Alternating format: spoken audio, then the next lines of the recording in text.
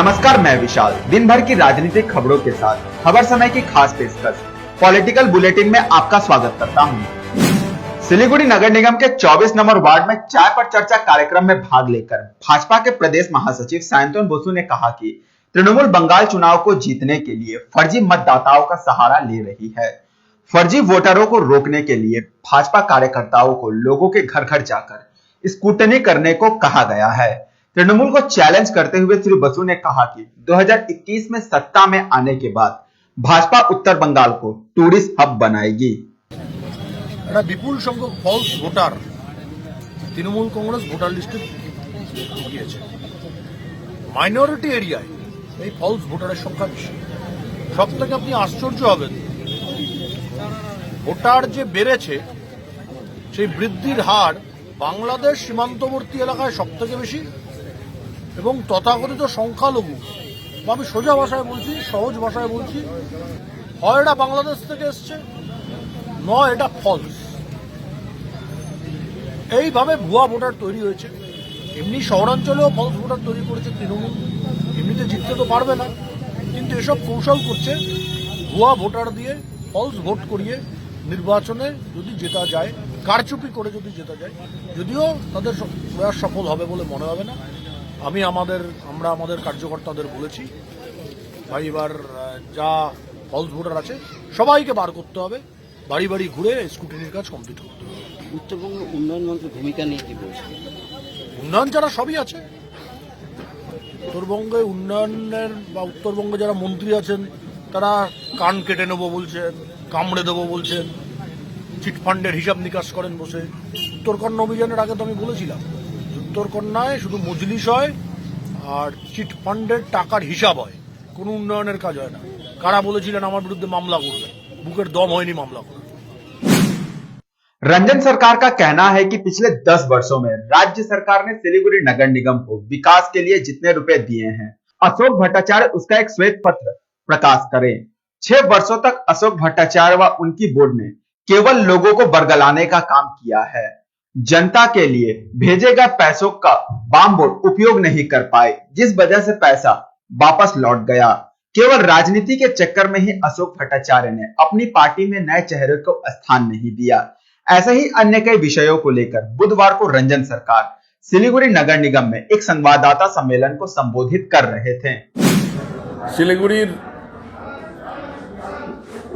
গত 6 বছর যে পুরো বোর্ড চলল, 34 বছর এই বামেরাই রাজ্য শাসনে ছিলেন। 20 বছর এখানকার যিনি বর্তমান প্রশাসক তিনি মন্ত্রী ছিলেন। শিলিগুড়ি অপরিকল্পিতভাবে তিনি পরিচালনা করেছিলেন এবং তার জন্যই আজকে শিলিগুড়ি মানুষকে কষ্ট পেতে হচ্ছে।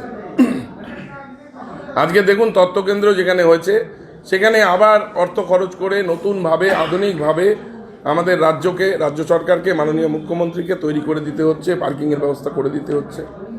ইন্ডোর স্টেডিয়ামটাকে আরও সুন্দরভাবে ওটাকে তৈরি করতে হবে, পার্কিংয়ের ব্যবস্থা করতে হবে। শিলিগুড়িতে কোনো অল্টারনেটিভ রাস্তার ব্যবস্থা দীর্ঘ 40 বছরে বামেরা, কংগ্রেস তারা করতে পারেনি। আমাদেরকে কাজ করতে দেওয়া হয়নি। গত 6 বছরে 733 কোটি টাকা রাজ্য সরকার শ্বেতপত্রের মাধ্যমে প্রকাশিত করে শিলিগুড়ি সমগ্র এলাকায় আমরা কাজ করেছি, তার শ্বেতপত্র আমরা প্রকাশ করেছি। আমরা চ্যালেঞ্জ করছি, যেই 6 বছরে রাজ্য সরকার শিলিগুড়ি পুর নিগমকে কত টাকা দিয়েছে, আর যখন তিনি 20 বছর মন্ত্রী ছিলেন তিনি কত টাকা দিয়েছেন শিলিগুড়ি পুর নিগমকে, তার শ্বেতপত্র ক্ষমতা থাকলে উনি প্রকাশ করুন। 13 মাসের বিধবা ভাতা বাকি রয়েছে। পিডিএস সিস্টেমে রেশনের মাধ্যমে চালের ব্যবস্থা করা হয়েছে, বিনা পয়সায় 2021 অবধি চাল পাচ্ছেন এবং মুখ্যমন্ত্রী বলেছেন এর সামনে 2021 সরকার এলেই আরও কিছুদিন এই পিডিএস সিস্টেম চালু থাকবে, বিনা পয়সায় চাল পাবে, আটা পাবে।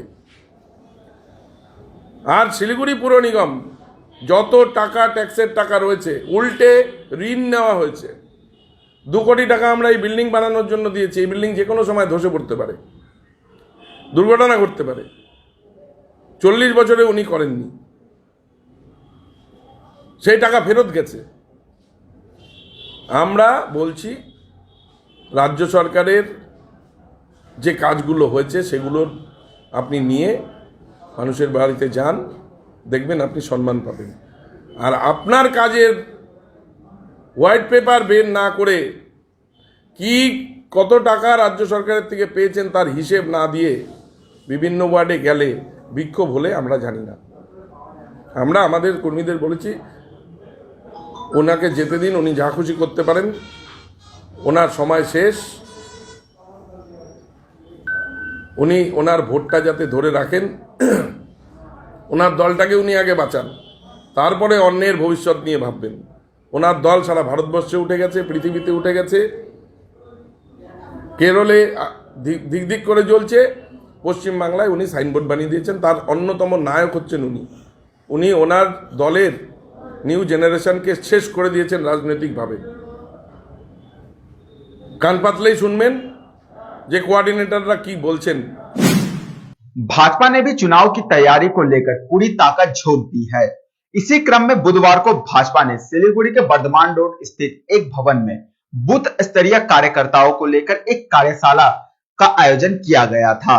कार्यक्रम में दार्जिलिंग के सांसद व भाजपा के राष्ट्रीय प्रवक्ता राजू बिष्ट, बालूरघाट के सांसद डॉक्टर सुकांतो मजूमदार, उत्तर बंगाल के भाजपा प्रभारी रत्नाकर मिश्रा, भाजपा के राष्ट्रीय सह मंत्री शिव प्रकाश, बंगाल भाजपा के सह प्रभारी अरविंद मेमन, प्रदेश महासचिव सैंतन बसु, प्रदेश महामंत्री अमिताभ चक्रवर्ती सहित अन्य नेता कर्मी उपस्थित थे। कार्यक्रम के बाद सांसद ने कहा कि नए साल में भाजपा के केंद्र मंत्री सिलीगुड़ी दौरे पर आएंगे। 2021 में बंगाल में भाजपा की धमाकेदार जीत होगी। जहाँ तक आज इस कार्यक्रम की बात है, ये एक सांगठनिक बैठक वर्कशॉप है। हम सब जानते हैं Bharatiya Janata party grass root की पार्टी है और हमारे सब कार्यकर्ता बूथ लेवल से लेकर के ऊपर तक पहुंचते हैं। आज इस बैठक के अंदर में हम अपने बूथों को मजबूत कैसे करेंगे, बूथ लेवल के हमारे कार्यकर्ता को और सशक्त और मजबूत कैसे करेंगे, इन सब विषयों को लेकर के चर्चा होगी।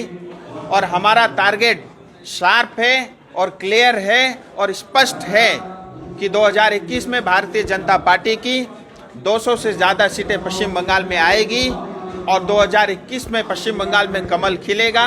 मोदी जी के नेतृत्व में भारतीय जनता पार्टी की सरकार बनेगी। आज इस बैठक के लिए हमारे संगठन से जुड़े हुए सभी अधिकारी उपस्थित हैं। और जहाँ तक आप पूछ रहे हैं केंद्रीय मंत्री अब लगातार जो है पूरे बंगाल के दौरे पे हमारे केंद्र के बहुत सारी मंत्रीगण आएंगे, नॉर्थ बंगाल में भी आएंगे। जैसे 2 तारीख और 3 तारीख को श्री प्रहलाद पटेल जी जो कल्चर और टूरिज्म के मंत्री हैं, उनका नॉर्थ बंगाल सिलीगुड़ी में उनका भ्रमण है। सो आने वाले समय में सब लोग आएंगे, गृह मंत्री जी भी आएंगे, हमारे राष्ट्रीय अध्यक्ष जी भी आएंगे और बाकी सब लोग भी आएंगे। मेरी जानकारी में नहीं है, लेकिन वो भारतीय जनता पार्टी के एक नेता है, इसलिए वो भी जरूर आएंगे। और हम सब मिल कर के, चाहे शुभेंदु अधिकारी जी हो, चाहे हमारा कोई छोटा कार्यकर्ता हो, चाहे बड़ा कार्यकर्ता हो, चाहे बूथ लेवल का कार्यकर्ता हो, चाहे हमारे संगठन के लोग हैं, हम सब का मकसद एक है कि 2021 में टीएमसी के अत्याचार और भ्रष्टाचार को ख़त्म करना है और भारतीय जनता पार्टी की सरकार बनानी है। और ये टीएमसी के लोग हमको कम्युनल होने का पाठ पढ़ाते हैं। मैं आपके माध्यम से एक बात स्पष्ट कह देता हूँ, ये टीएमसी के मिस्टर पीके एंड XYZ ये स्वयं पब्लिकली ये कहते हैं कि हमारे पास पश्चिम बंगाल में 30% वोट का FDA फिक्स डिपॉजिट है। सो बीजेपी कम्युनल नहीं है, टीएमसी कम्युनल पार्टी है। आगामी 1 जनवरी को कोलकाता के धर्मतला में किसान बिल के विरोध में उद्योगपति अंबानी अडानी के प्रोडक्ट को जलाकर विरोध जताया जाएगा।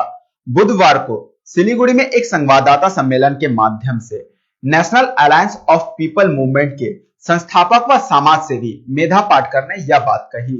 उन्होंने कहा कि नया बिल किसान के विरोध में है।